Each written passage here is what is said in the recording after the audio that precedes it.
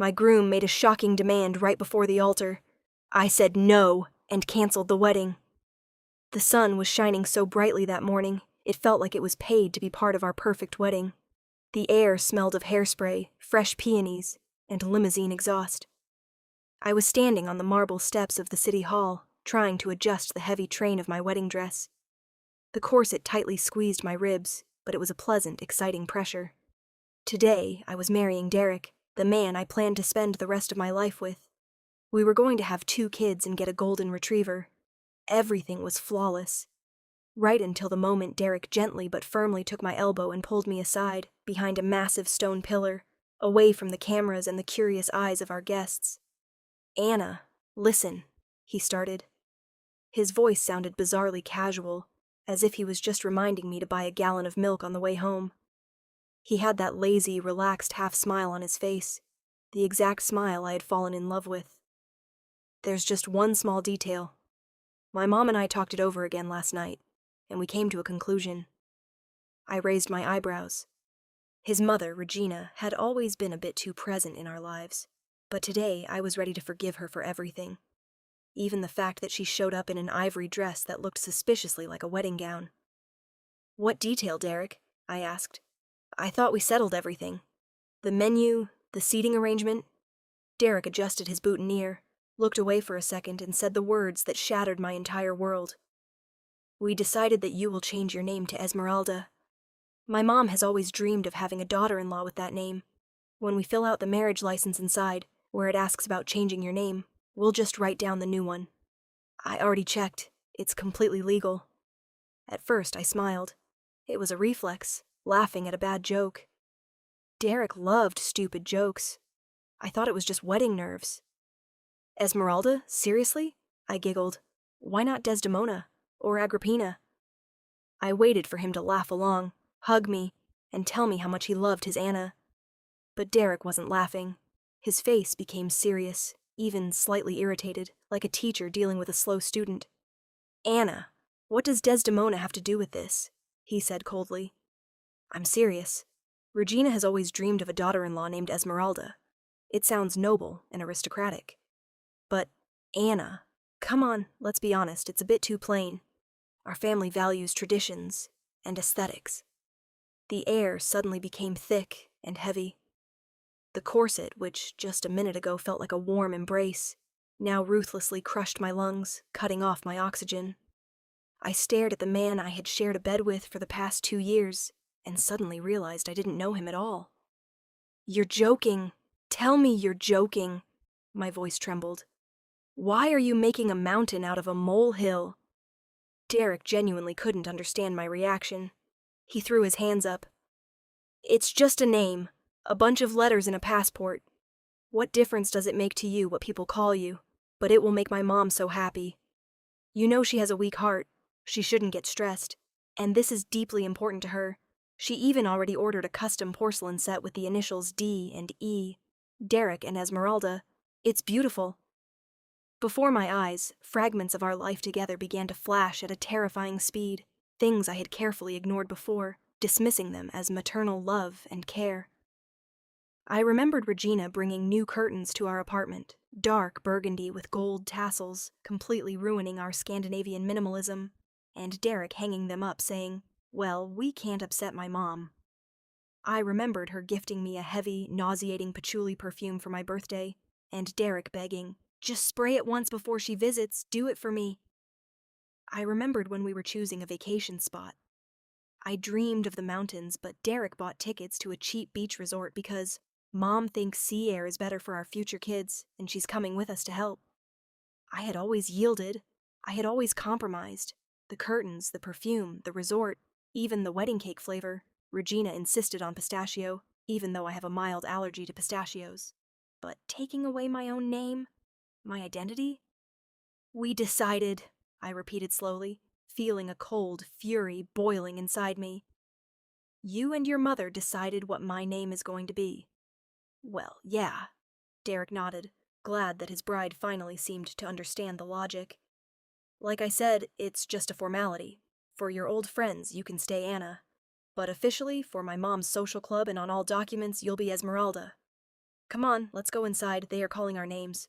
At that exact moment, Regina herself glided out from behind the pillar. Her ivory dress rustled, and pearls shimmered on her neck.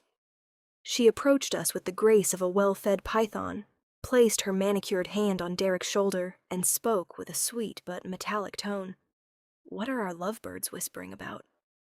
Derek, honey, have you already shared our little surprise with Esmeralda? I shuddered. Hearing the name Esmeralda from my mother-in-law's mouth felt like a death sentence. Yes, Mom, everything is fine, Derek replied, shooting me a warning look.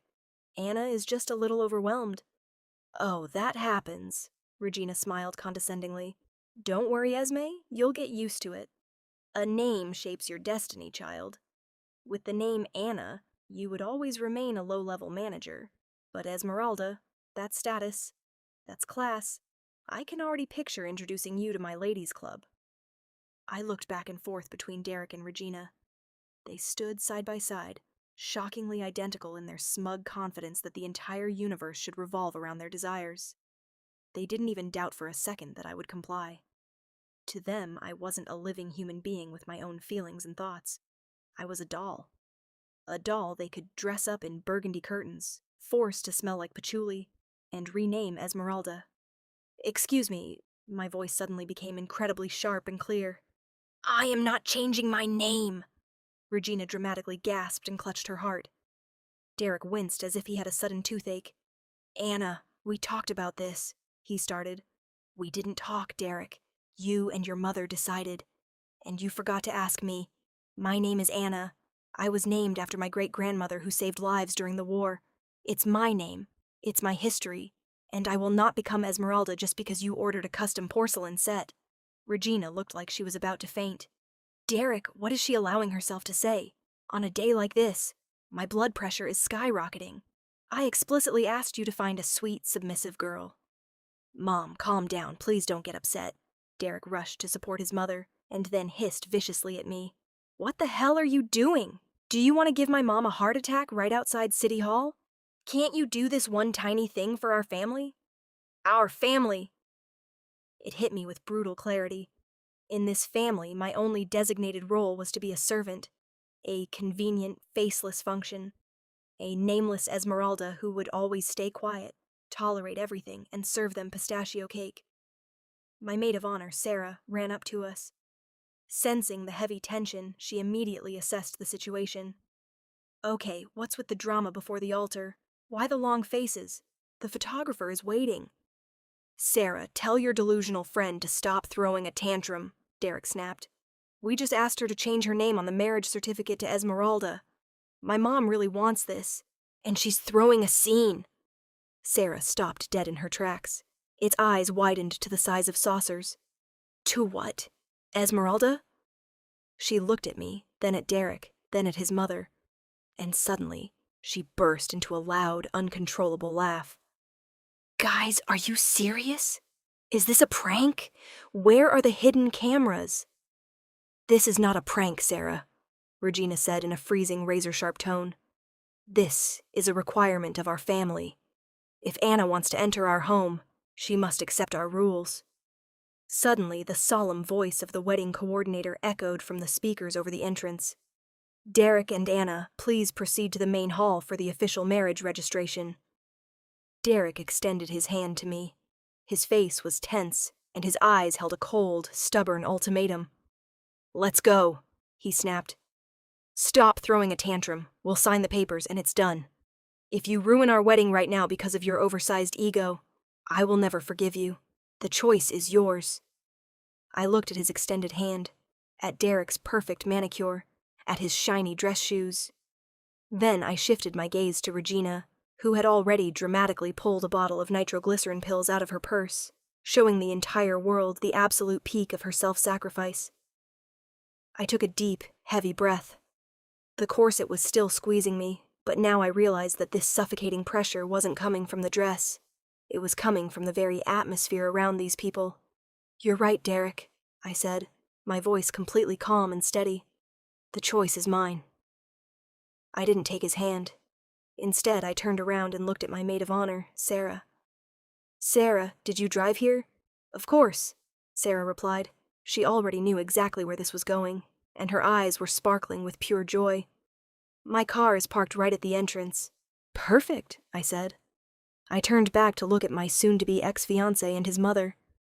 You know, Regina, Esmeralda is truly a beautiful name, class, status, and all that. I am absolutely sure that Derek will find himself an amazing Esmeralda. Or a Josephine. Anyone whose name will match your custom porcelain set and your ugly curtains. What the hell are you talking about? Derek turned pale, the smugness instantly leaving his face. Anna, the guests are inside. The banquet is already paid for. Eat that pistachio cake without me, I smiled.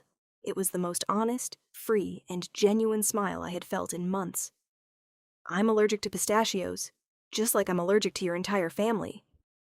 I gracefully turned around, lifted the heavy train of my incredibly beautiful wedding dress, which thank God I bought with my own hard-earned money, and began to walk down the marble steps. Anna, come back this instant!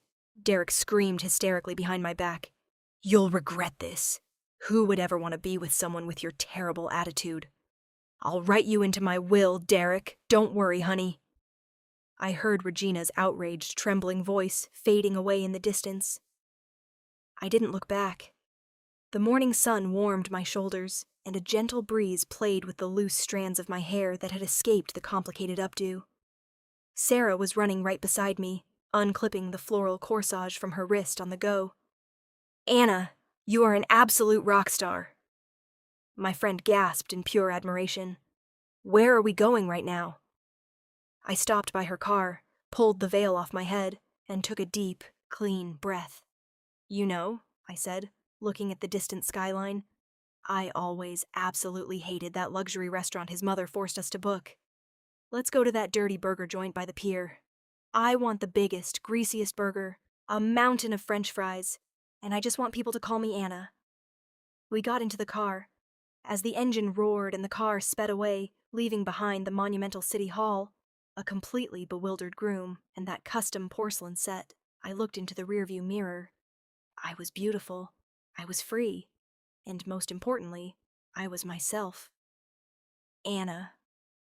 Later that evening, sitting on the hood of the car with a stunning view of the bay, still wearing my wedding dress with a denim jacket thrown over my shoulders, I was finishing my French fries. Sarah popped open a bottle of cheap but delicious champagne. You know, Sarah said, looking thoughtfully out at the water, if you really think about it. Esmeralda as a name for his future daughter? Sounds like a medical diagnosis. I burst out laughing so hard that I scared away the seagulls nearby. The phone in my purse was absolutely exploding with messages from shocked relatives and angry rants from my ex-fiancé, but I had already put it on silent. My story was only just beginning, and in this story I was the only author who was allowed to choose the names of the main characters.